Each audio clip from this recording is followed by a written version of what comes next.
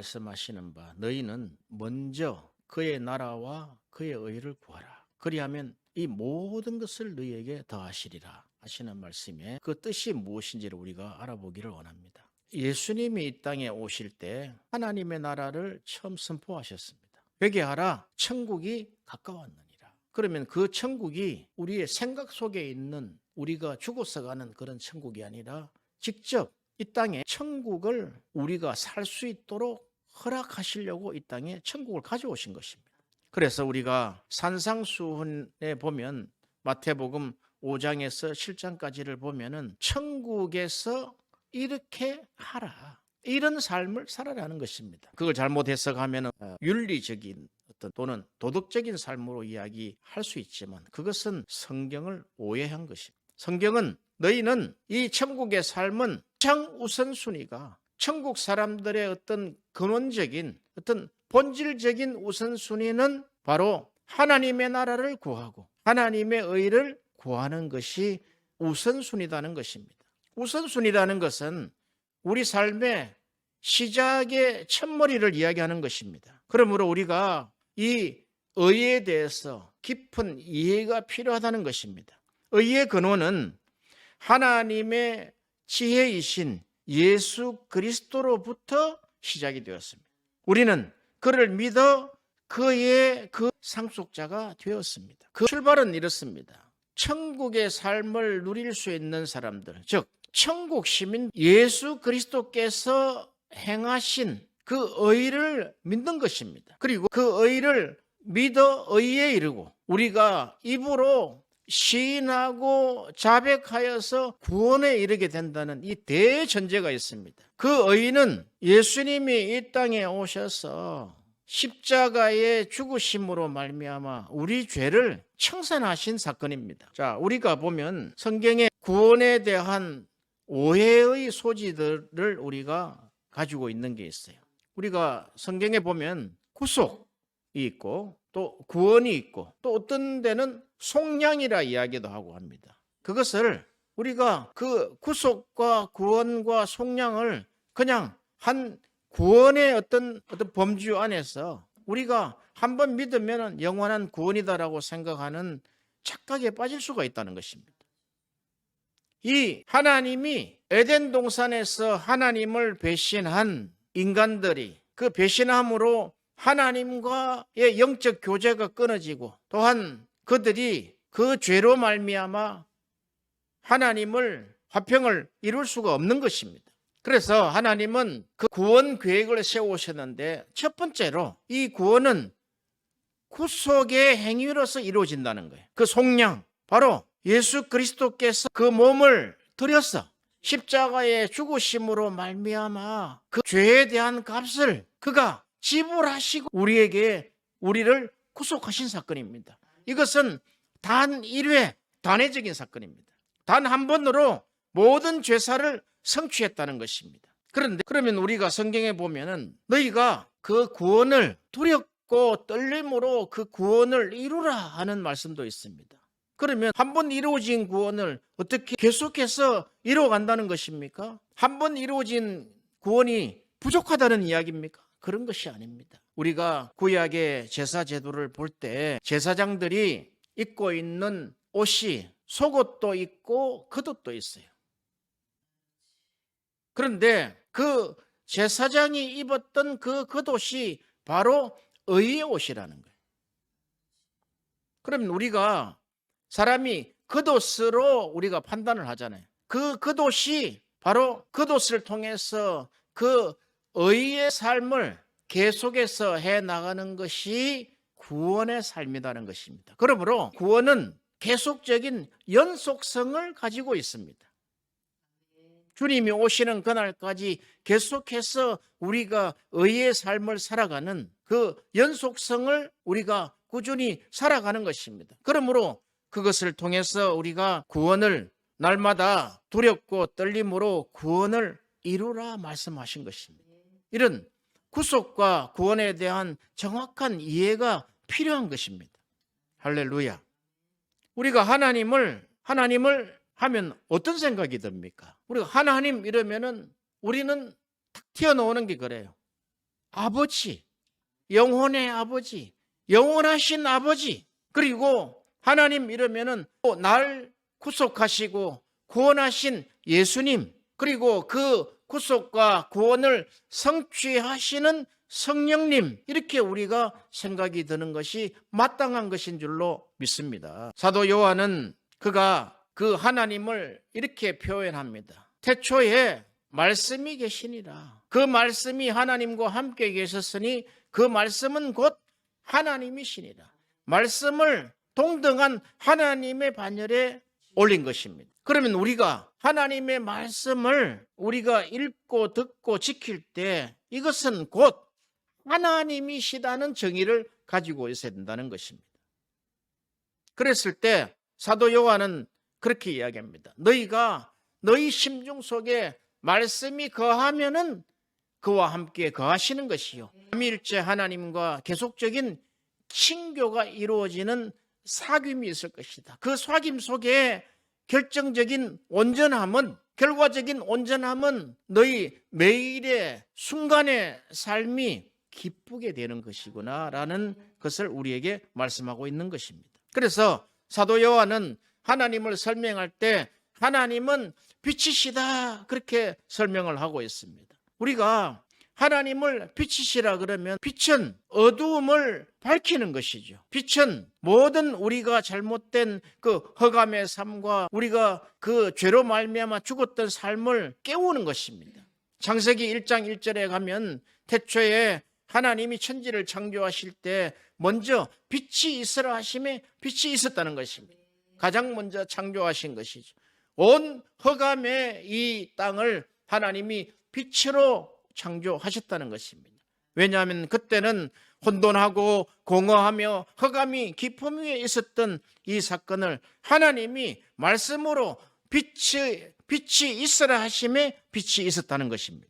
할렐루야. 그러므로 너희가 이 빛을, 너희가 택하신 백성이요 왕 같은 제사장이므로 그 제사장복을 입은 빛의 갑옷을 입은 그 삶을, 그 빛을 사람들에게 비추어서, 그 비춘 것은 너희 착한 행실을 보고 그들이 하나님 아버지께 영광을 돌리게 하라, 그렇게 하는 것입니다. 바로 우리가 너희가 마음으로 믿어 의에 이른다는 것은 그 구속하신 그 단회적 사건이신 예수 그리스도께서 십자가에 죽으시고 우리를 사신 것, 나는 주님의 것이다, 나를 죄에서 사셔서 의롭게 하셨다는 그것을 믿으면 너희를 의롭게 여기신다는 것입니다. 이 사건입니다.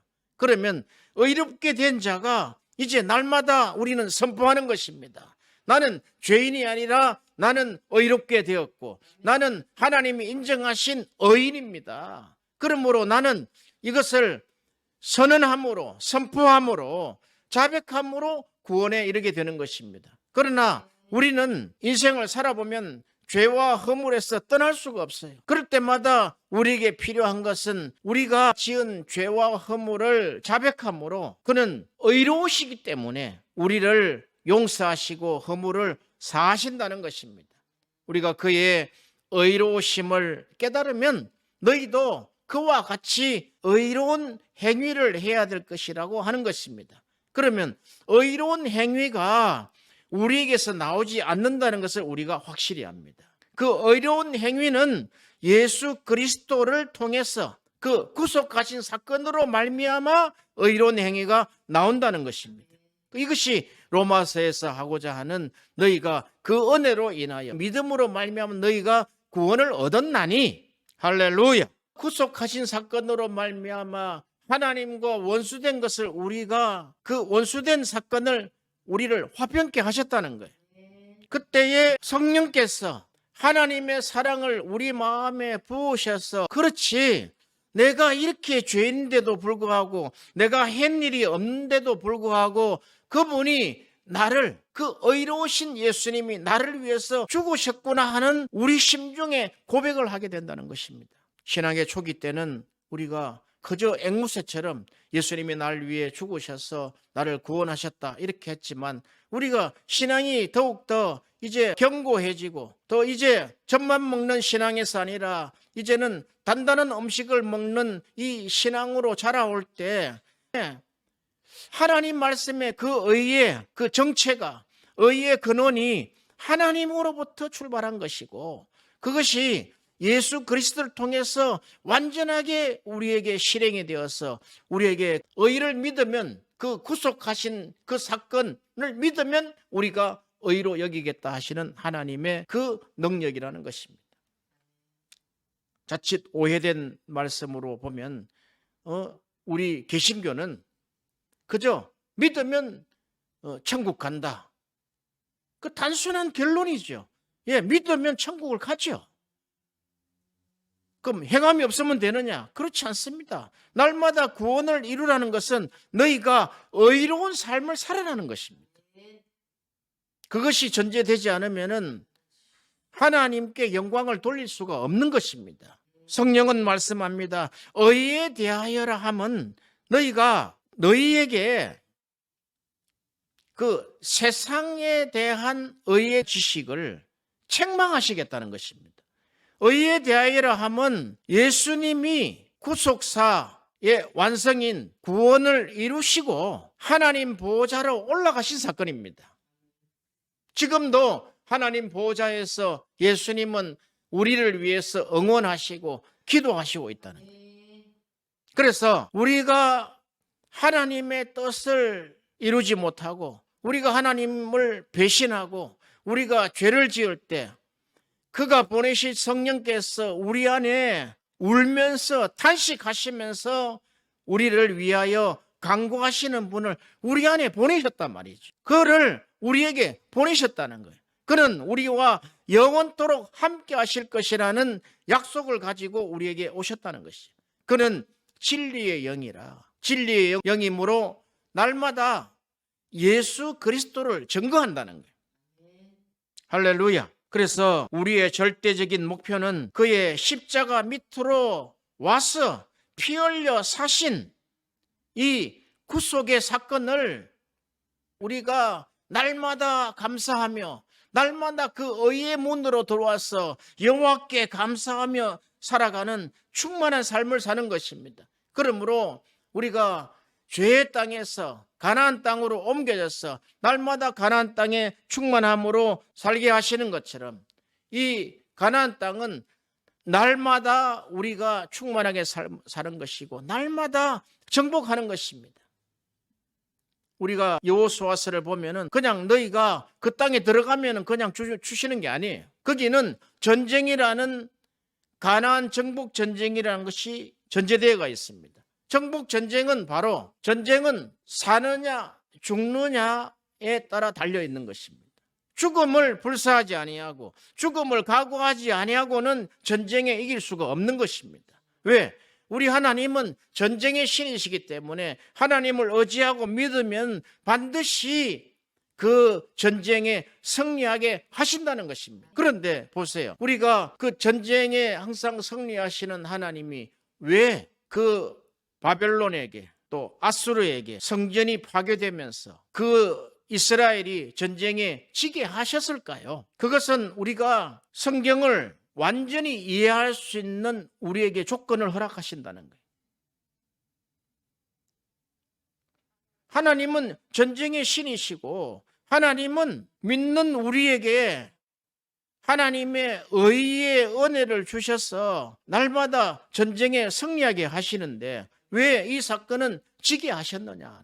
이것은 하나님의 거대한 하나님의 뜻이 포함되어 있습니다. 이렇게 하나님은 너의 하나님뿐 아니라 만국의 하나님이요 열국의 하나님이시라는 것을 선포한 것입니다. 왜? 이스라엘 백성이 구속을 받고 구원을 받았으면 날마다 구원의 삶을 살아야 되는데 하나님의 뜻하신 바 그 구원의 삶을 계속해서 살아가지 못한다는 것입니다. 그래서 하나님은 그 공의라는 채찍을 들으셨다는 것입니다. 우리가 하나님의 의를 설명할 때 정의와 공의로 표현되지만 그것은 겉으로 드러나는 것입니다. 그러나 하나님의 본성은 심판하시는 것이 본성이 아니다는 거예요. 너희 마음속에 평안을 주시고 너희가 기쁘게 살아갈 수 있는, 하나님을 찬송하면서 살아갈 수 있게 하는 것이 하나님의 본성입니다.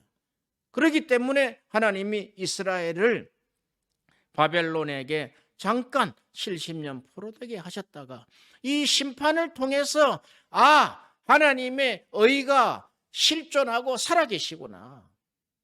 우리가 그렇지 않습니까? 우리가 죄인 되었을 때 그가 죽으심으로 말미암아 우리가 그 사랑에 그가 죽으심으로 말미암아 하나님의 사랑이 확정되었던 그 사건,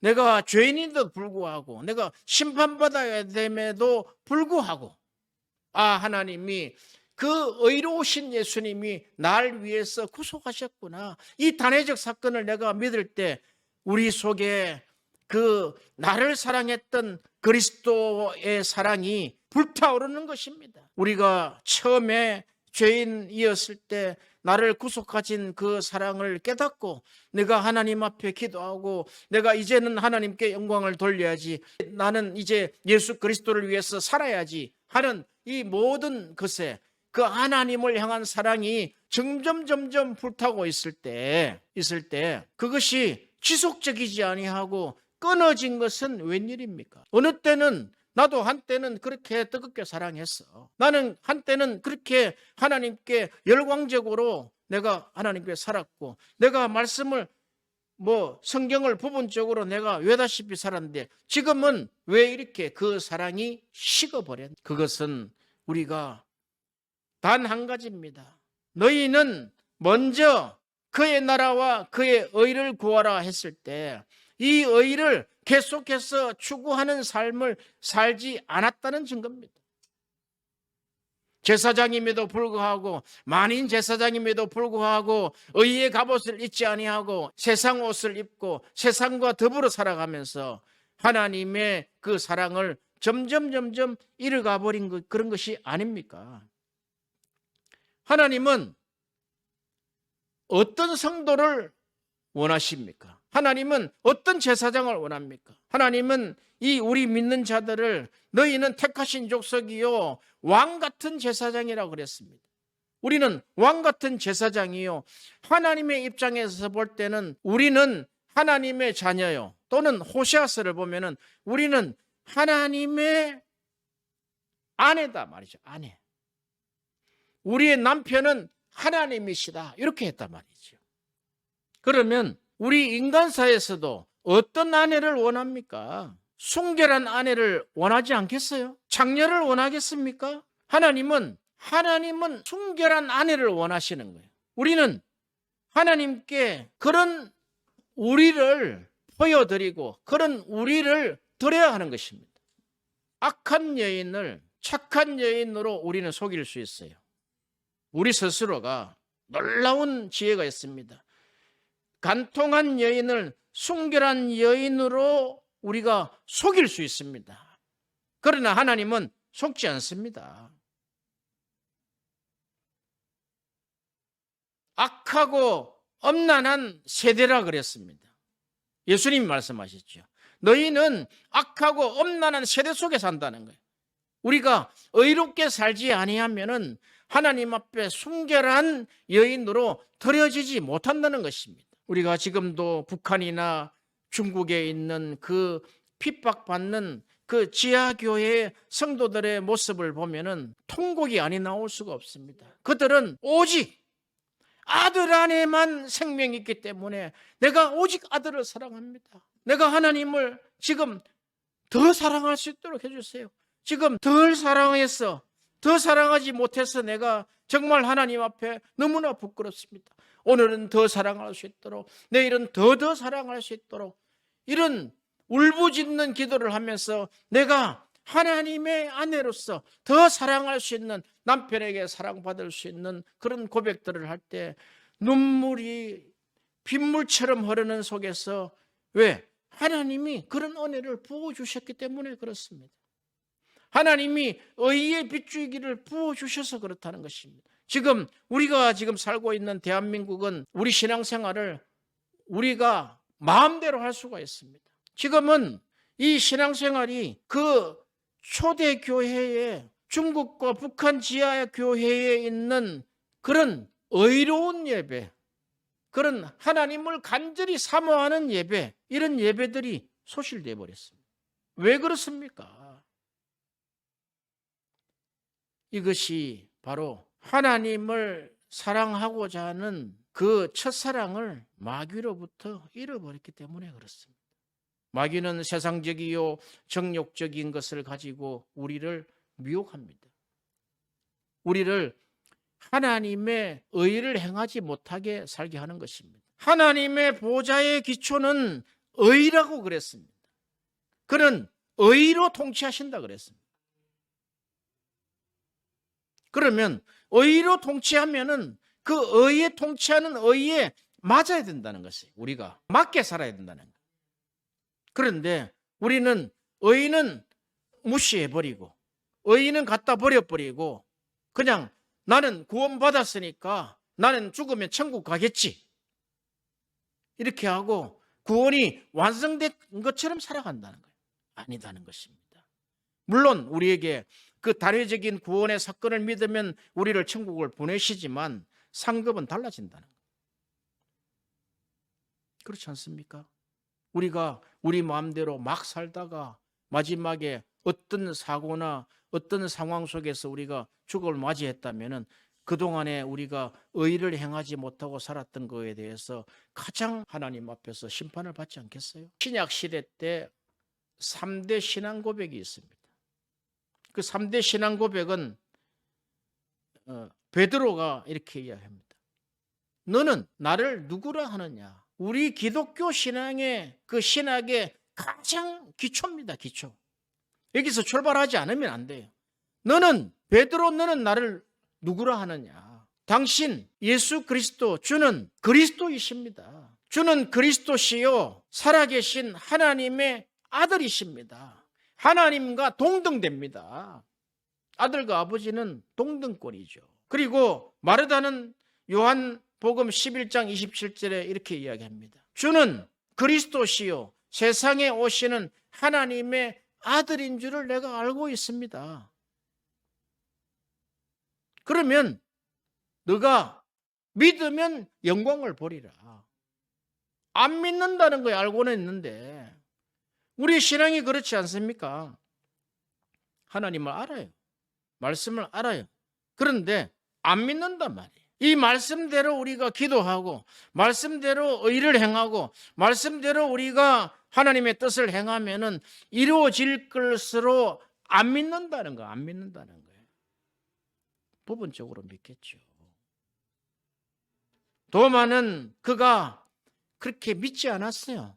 의심이 가득 찼습니다.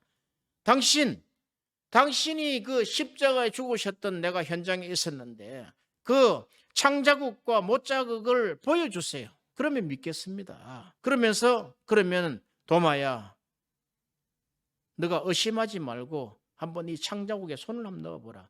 손을 넣어보니까 어떻게 되었습니까? 손에 피가 묻어있지 않겠어요. 흘린 자국인데 예수 그리스도는 그 구속의 사건은 피 흘림의 사건이었다는 거예요. 피 흘림이 없으면 죄 사함이 없다는 거예요. 손을 넣었을 때 아하, 내가 잘못 생각했구나, 내가 오해했구나 하면서 고백을 합니다. 나의 주님, 나의 하나님, 내가 잘못 오해했습니다 하니까 예수님이 용납하시고 도마야, 너가 지금 본 거로, 너가 지금 창자국에 손을 넣어본 거로 믿느냐? 보지 않고 믿는 자가 더 복되도다. 이런 이 초대교회의 3대 신앙 고백이 예수에 대한 고백입니다. 예수님은 나의 생명이시다는 것입니다. 우리가 이렇게 예수님을 선포하고 예수님을 믿습니다 하고 하지만 결정적으로 우리가 이 땅을 떠나갈 때 누구 손을 붙잡고 갑니까? 예수님의 손을 붙잡고 가는 거예요.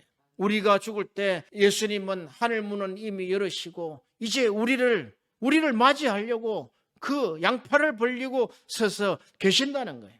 이 믿음의 첫 출발점이 하나님이시요, 또한 그 하나님의 그 의를 이루신 예수 그리스도, 그게 근원이죠. 그 의는 하나님의 성품입니다. 하나님의 의라는 성품의 유일한 성품이라는 것입니다. 예수님도 이 땅에 마지막 십자가를 지실 때 아버지여, 아버지여 하시면서 마지막 기도 제목에 아버지는 의로우신 하나님이십니다, 그렇게 고백을 했다. 의로우신 하나님이시다. 의로우시기 때문에 반드시 그 의로움대로 하실 줄로 믿습니다. 그러나 저들은 알지 못하오니 저들의 죄를 용서하여 주시옵소서. 이 의가 근원적으로는 하나님으로부터 왔지만, 십자가의 갈보리 십자가의 그 죽으심으로 말미암아 왔지만, 우리에게 그 의를 믿게 하실 때, 우리가 창세기 15장 6절에 아브라함이 여호와를 믿으니 여호와께서 그를 의로 여기시고, 이렇게 말씀합니다. 아브라함이 믿었습니다. 아브라함이 하나님을 믿었습니다. 그랬더니 하나님께서 그가 하나님과의 바른 관계를 맺었다고 선언하십니다. 이 의는, 하나님의 의와 우리에게 주신 의는 하나님과의 바른 관계로 살아가게 하신다는 것입니다. 그러면 우리가 너희는 먼저 그의 의를 행하라 하는 것은 율법적으로 의를 행하라는 것입니까? 도덕적으로, 윤리적으로 행하라는 것입니까? 하나님과 바른 관계 속에서 살아가게 하시는 것이 우선적이라는 것입니다. 할렐루야. 이렇게 아브라함은 하나님을 믿으니 의로 여기게 되셨는데, 창세기 18장 18절에 보면 이렇게 너가 의로운 삶을 사면은 첫 번째, 강대한 나라가 되고, 두 번째, 천하 만민이 너로 말미암아 복을 받게 될 것이다. 왜? 그게 가장 모범적인 삶이니까, 가장 모범적인 국가니까. 너는 택하신 족속이요, 왕 같은 제사장이요, 그의 거룩한 나라다. 이 나라. 내 한 사람이 왕 같은 제사장이요, 거룩한 나라다. 하나님이 택하셔야 된다는 거예요. 부르시고 택하셔야지만 된다는 거예요. 너는 왜 예수를 믿고 의롭게 살지 않아? 하고 우리가 인간적인 의로서 책망하지만 그것은 하나의 소용이 없습니다. 불화만 일으킬 뿐입니다. 하나님이 하셔야 된다는 거예요. 하나님이 부르시고 하나님이 택하셔야 된다는 거예요. 얼마나 감사한 일입니까? 우리가 이 의를 행한다는 것이 율법적으로 들리지 아니하고, 윤리적으로 들리지 아니하고, 도덕적으로 들리지 아니하고, 이 의는 우리가 먼저 추구해야 될 삶, 우리가 기도해야 될 이 의로운 삶이 하나님과의 바른 관계라는 것을 우리는 알고 있습니다. 하나님의 자녀가 하나님 앞에 바른 삶을 사는 것이 마땅하지요. 그런데 우리는 성경을 오해해서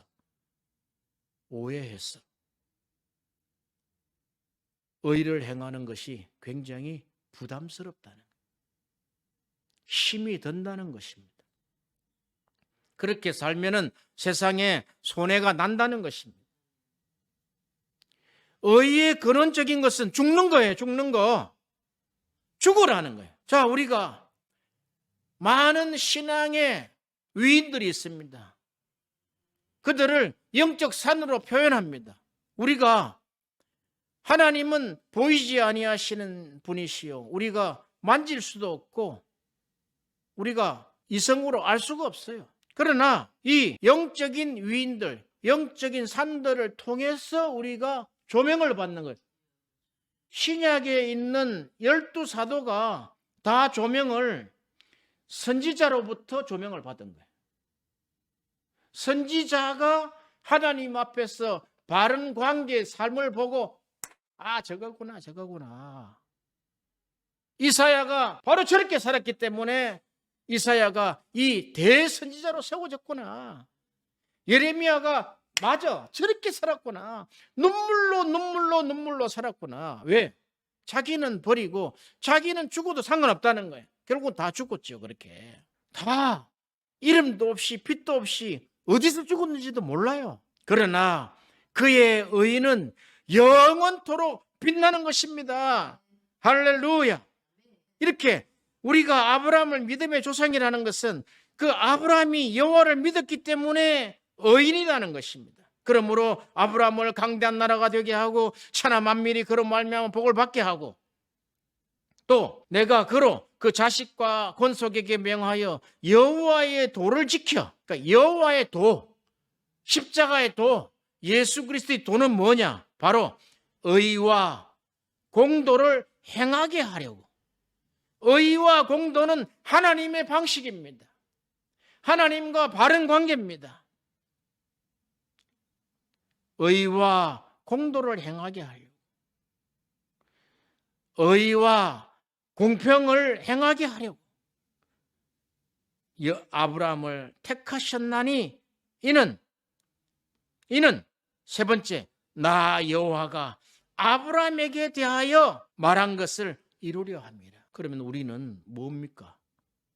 우리는 아브라함처럼 아브라함의 자손이기 때문에 우리가 예수를 믿으면 그와 같은 복을 받을 줄로 믿습니다. 그러므로 우리는 강대한 나라가 되고 우리는 천하 만민이 우리로 말미암아 복을 받게 될 것인데, 그리고 나 여호와가 아브라함에게 대하여 말한 말을 이루려 하려 함인데, 우리가 나는 예수 믿고 구원받았어, 나는 이제는 천국은 따놓은 당상이야 하고 모든 하나님과의 바른 관계의 의를 거쳐버리면 어떻게 되는 것입니까?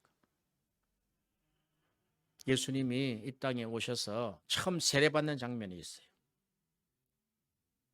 그 세례받는 장면에 예수님이 세례를 하고 요단강에서 세례를 주고 있는 그 세례 요한을 찾아갑니다. 세례 요한은 엄청난 사람입니다. 요한에게, 세례 요한이 사도 요한에게 빛을 전달한 사람. 역으로 이야기하면 사도 요한이 세례 요한을 보고 조명을 받은 거예요. 그게 요한복음 1장이에요. 1장. 그는 빛을 전하러 온 사람입니다. 딱 조명을 받으니까 사도 요한이, 그 어린 신앙의 사도 요한이 그 빛을 받고 신앙이 완전 뒤집어져 버렸다. 엄청난 이 서신서를 쓰게 됐다는 거예요. 그때 예수님이 세례하는 요단강에 오셔서 세례 요한에게 나를 세례하라 했어요. 물로. 나에게 물로 세례하라. 지금 세례하라 이러니까 나는 당신의 신발끈도 풀 수 없는 존재입니다. 어찌하여 나에게, 당신에게, 더 큰 자에게 세례하라 합니까? 하니까 허락하라. 우리가, 너와 내가, 우리가 이와 같이 하여 하나님의 자녀지요. 하나님의 아들들이잖아요. 우리가 이와 같이 하여 이 세례가 큰 자에게 작은 자에게 주든 작은 자가 큰 자에게 주든 세례하여 모든 의를 이루는 것이 합당하니라. 이에 요한이 세례를 허락하는지라. 이렇게 나와 있어요. 또 세례는 무엇을 이야기합니까? 그의 죽으심과 부활을 이야기하는 거예요. 그렇죠.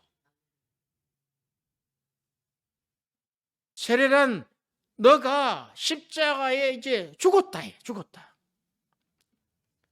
그리고 다시 살아날 때는 이제 십자가를 통해서 너가 십자가를 입에 물고 십자가에 피 묻은 용사로 너가 다시 부활하는 거야. 이전에 너가 아니단 말이지. 그것이 오랜 세월 이어오는 하나님의 바로잡는 역사. 하나님이 이제 완전히 세상을 새로 개혁하는 역사.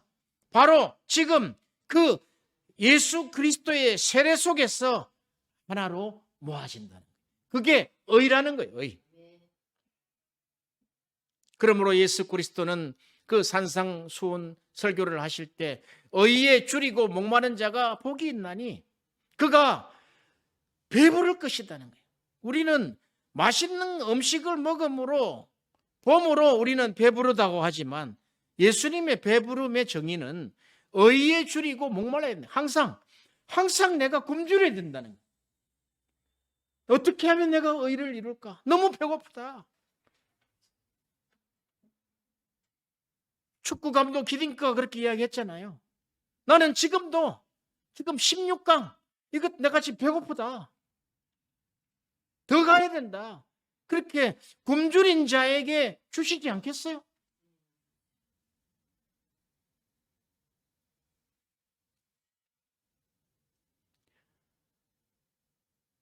예수님은 이렇게 그 의를 위하여 의에 줄이고 목마른 자가 되는, 그리고 의를 위해서 핍박을 받으래. 핍박을. 왜? 그러면 천국이 너 것이라는 거예요. 지금 너가 천국에 사는 것은 바로 하나님과 바른 관계 속에 사는 것이 바로 의를 위해서 핍박받으라. 핍박. 왜? 우리는 예수를 전했는데 내가 정말 열성적으로 내가 마음과 몸과 힘을 다해서 투자를 해서 복음을 전하는데 왜 핍박이 옵니까? 핍박이 오면은 할렐루야 뛰면서 기뻐해라는 거예요. 왜? 이게 지금 이 핍박을 통해서 전해진다는 거예요. 우리나라에 초기 선교사들이 들어와서 그 순교의 현장에서 있었던 사람들이 다 복음에 열심히 있는 전도자들이 됐어요. 놀라운 비밀 아닙니까? 이렇게 이 의는 우리의 덕목 이런 게 아닙니다. 신앙인의 덕목, 신앙인의 갖추어야 될 어떤, 이것은 살아계신 하나님과 우리와의 가장 바른 관계를 이야기하고 있습니다. 어렵게 이야기할 거 없습니다. 그러나 하나님은 이 의를 행하지 아니하고 불의를 행하는 자에게 로마서 1장 18절 이하에 나타나는 이제 불의를 행하면 하나님이 바로 진노해버리겠다는 거예요. 하나님은 이 의를 행하지 않고 불의를 행하는 모든 자에게 이제 내가 그를 내버려 두겠다는 거예요. 네 마음대로 살아라. 그러면 그 모든 불의를 통해서 나타난 21가지 죄악, 사형에 해당하는 죄를 짓고도 그것이 옳다 한다는 거예요. 옳다 한다는 거예요. 이 의와 불의의 관계를 한번 보세요. 우리가 의에 줄이고 목마르지 않으면 순간에 우리가 불의로 온단 말이에요. 불의는 바로 하나님이 진노가 떨어진다 이 말이죠. 하늘로부터 진노가 떨어진단 말이에요.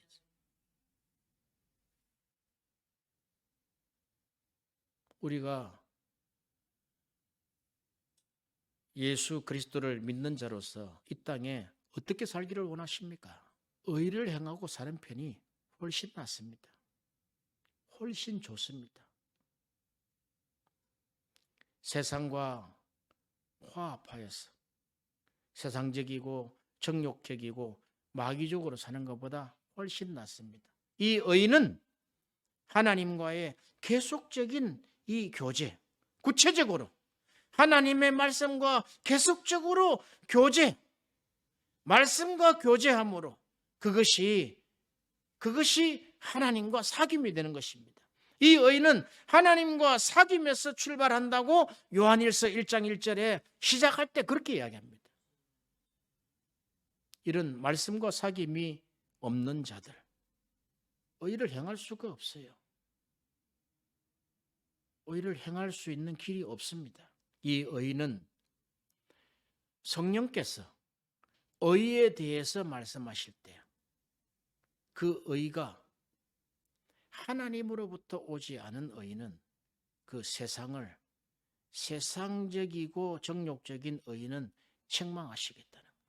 고로 이 의는 성령 안에 있다는 거예요. 우리가 로마서 14장에 보면 하나님의 나라는 성령 안에 있는, 하나님의 나라는 먹고 마시는 나라가 아니라 성령 안에 있는 의와 평강과 희락이다. 의로 출발한다는 거예요. 의로. 하나님의 나라 천국은 의로 출발한다는 거예요. 하나님과 바른 관계에서 출발한다는 거예요. 하나님과 바른 관계로 출발하면 너에게 평강의 열매를 맺는다는 거예요. 그 바른 관계가 처절하게 어렵습니까? 딱 바꿀 수 있다 이 말이죠. 바른 관계에서 평강의 열매를 맺고 그 평강은 바로 우리가 이 천국의 온전한 삶인 기쁨의 삶을 살아갈 수 있게 한다는 것입니다. 할렐루야. 성령 안에 있다는 것입니다. 말씀을 마치려고 합니다. 우리나라에 그 골프의 역사를 새로 쓴 골프 여제 박세리가 있습니다. 사람들이 이렇게 물었습니다. 어떻게 하면은 골프를 잘 칠 수 있습니까? 이렇게 질문했더니 골프를 잘 치는 왕도는 없습니다. 연습이 비결입니다. 그러나 기본이 망가지면 회복이 불가능합니다. 그러므로 프로에게 레슨을 받아야 합니다. 이렇게 이야기했다. 우리 신앙생활에 가장 앞선 우리는 의의 흉배, 의의 갑옷을 입고 있는 제사장들이잖아요. 그러면 의의 갑옷을 입고 있는데 불의를 행하면 그거 되겠습니까? 의의 갑옷을 입은 자들은 성령으로 출발한다. 이 의의 기본이 무너지면은 우리의 신앙이 망가져 버립니다. 그러므로 가장 이 의의 프로이신 성령, 그리고 영적인 산들, 하나님이 배출한 그 영적인 산들, 영적 위인들을 통해서 우리가 배워야 한다는 것입니다.